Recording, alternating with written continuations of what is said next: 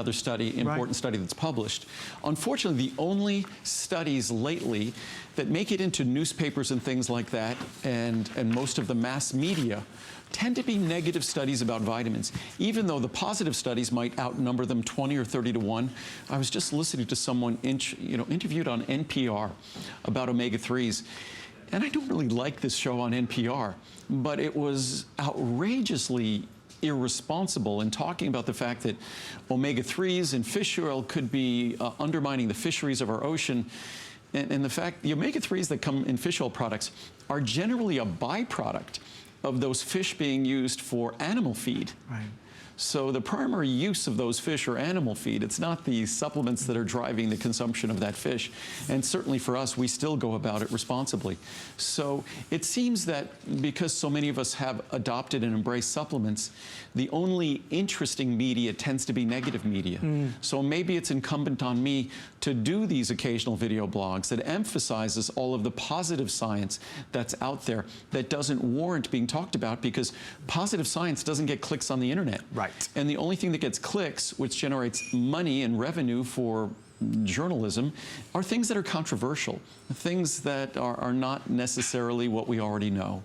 So if another study is published that vitamin D is wonderful or omega-3s are wonderful, it's like, we don't really care. So it doesn't really get the media play.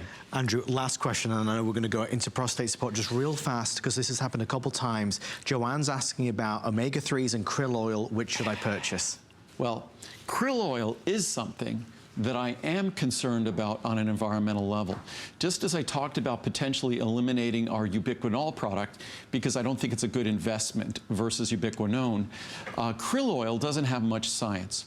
Krill is also an organism that marine mammals depend on.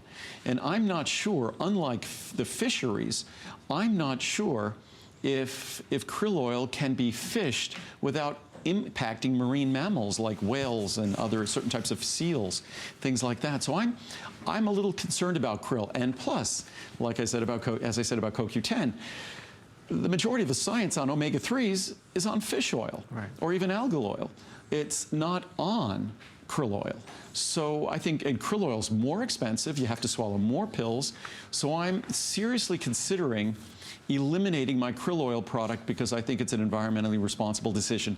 I'm reviewing it, I'm contemplating it, but I don't take krill oil. We have a krill oil product. It's as good a krill oil product as you'll ever see in the marketplace, but I take my maximum essential omega-3. That's the best way in terms of the science to get your omega-3s. Where else can you get this type of information, this type of open forum, open honesty as to everything? Andrew talking about here's krill oil. I hope that answers the question. Open and honest. How many folks who manufacture products tell you not to take one of their products? Well, and I'm telling probably not to take two of my products that I actually think that for two different reasons, I think they're better choices. And the better choices, guess what? My max essential omega-3 to get per milligram will cost you less than half as much. My CoQ10 versus ubiquinol per milligram will probably cost you 20% as much. So, in fact, so I'm recommending a path that, unlike most companies, that actually is much more economical. We're going to head over this way, but I appreciate what William just said about this is very important information, and thank you, Andrew, for talking about